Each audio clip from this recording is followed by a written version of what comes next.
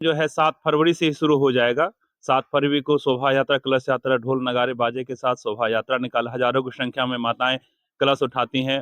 फिर इस बार जो है 16 तारीख को भंडारा होगा। वो भंडारा में आप तो हर साल जानते हैं, आप तो यहाँ के हैं कि कम से कम 30,000 40,000 की संख्या में यहाँ भक्त लोग आते हैं। मंत्री जी से भी मैं मिला हूँ, पर्यटक मंत्री से भी, इसे अभी जो मंत्री इनसे भी मिला, इनसे पहले भी मंत्री से मैं मिला, लेकिन उन लोगों का अब क्या कहा जाए, अब कुछ कहना तो अच्छा नहीं होगा, लेकिन अभी नमस्कार, आप देख रहे हैं सशक्त झारखंड और मैं हूं आपका भाई नवीन कुमार। मेरी अभी मौजूदगी देवपहाड़ी मठ में है, जहां की लाखों श्रद्धालु यहां सालाना जरूर विजिट करते हैं, जरूर दर्शन करते हैं। और यहां पर आइए हम बातचीत करने का प्रयास करेंगे यहाँ के महंत बाबा से, और क्या कुछ खास इस बार शिवरात्रि में होने वाला है, क्योंकि शिवरात्रि सबसे बड़ा पर्व माना जाता है भोलेनाथ को लेकर के। और ये बहुत ही चर्चा का विषय बना रहता है, क्योंकि बहुत अच्छा और बहुत खास कुछ यहाँ पे होता है। तो आइए सीधा बातचीत करेंगे यहाँ के बाबा महंत जी से और जानने का प्रयास करेंगे। सबसे पहले बाबा आपका बहुत बहुत स्वागत है। आपका भी बहुत बहुत स्वागत, बहुत बहुत साधुवाद।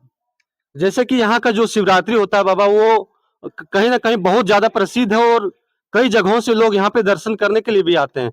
तो इस बार शिवरात्रि में क्या कुछ खास होने वाला है यहाँ? इस बार महाशिवरात्रि जो है आपका 15 फरवरी को है, लेकिन अपना कार्यक्रम जो है 7 फरवरी से ही शुरू हो जाएगा। 7 फरवरी को शोभा यात्रा, कलश यात्रा, ढोल नगाड़े बाजे के साथ शोभा यात्रा निकाल हजारों की संख्या में माताएं कलश उठाती हैं। फिर उसी दिन से फिर भंडारा का भी कार्यक्रम शुरू हो जाता है, और उसके साथ साथ यज्ञ होगा, रुद्र महायज्ञ। एवं इस बार हम लोग रामलीला जो अंतर्राष्ट्रीय ख्याति प्राप्त हैं, वो आ रहे हैं मध्य प्रदेश के माई मैहर के यहाँ से खजूरी ताल एक स्थान है, वहां से रामलीला का एक महात्मा जी है, उनके द्वारा पूरा रामलीला का टीम यहाँ आ रहा है। लगभग उनके साथ 40 लोगों का टीम रहेगा। और रुद्र महायज्ञ के साथ साथ चारों वेद का पारायण होगा, शिव महापुराण का पारायण, देवी भागवत का पारायण एवं भागवत का पारायण यहाँ पर कराया जाएगा, जो कि 9 दिन लगातार 9 दिन तक चलेगा। और 15 तारीख को महाशिवरात्रि है। शिवरात्रि दिन शिव जी की विशाल बारात निकलती है। लगभग 44 किलोमीटर शिव जी की बारात निकलती, उसमें हजारों की संख्या में शिव भक्त शामिल होते हैं। उसके साथ साथ इस बार जो है 16 तारीख को भंडारा होगा। वो भंडारा में आप तो हर साल जानते हैं, आप तो यहाँ के हैं कि कम से कम 30,000 40,000 की संख्या में यहाँ भक्त लोग आते हैं। केवल गिरिडीह जिला नहीं, कई जिला के लोग, बिहार से भी लोग आते हैं, बंगाल से भी, जो इस मठ के शिष्य लोग हैं और फॉलोवर बाबा जागन्नाथ के डिवोटीज है, वो सब यहाँ आते हैं, सब इसका भंडारा का भी आनंद लेते हैं। जैसे बाबा देखा जाए, अभी गिरिडीह जिला में पर्यटन को लेकर कई जगह विकास करने का काम पर्यटन मंत्री सुधीर कुमार सोनू कर रहे हैं।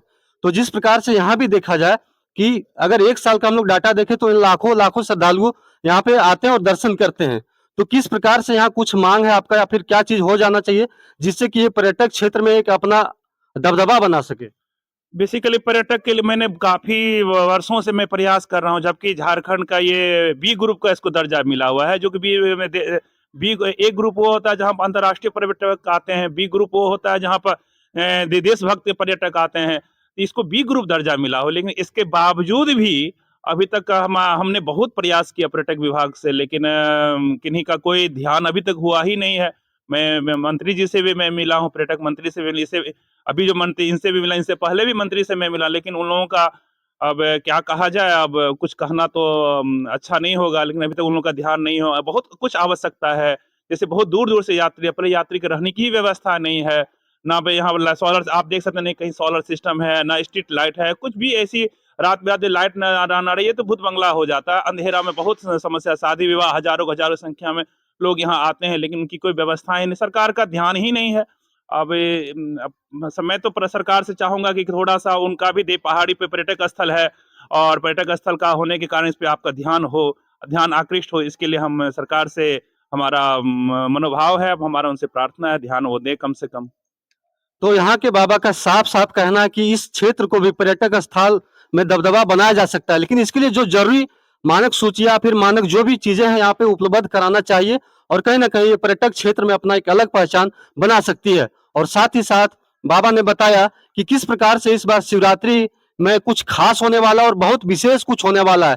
तो आप लोग ज्यादा से ज्यादा इस वीडियो को शेयर करिए, और इस शिवरात्रि में आकर आप यहाँ दर्शन करके अपने आप को बहुत अच्छे और कहीं ना कहीं आप सीधे सीधे भोलेनाथ से अपने आप को जोड़ सकते हैं। तो आप सभी लोग श्रद्धालुओं से निवेदन होगा कि ज्यादा से ज्यादा संख्या में पहुंचे और 16 तारीख को भंडारे में भी भाग लें और विशेष प्रसाद का आनंद लें।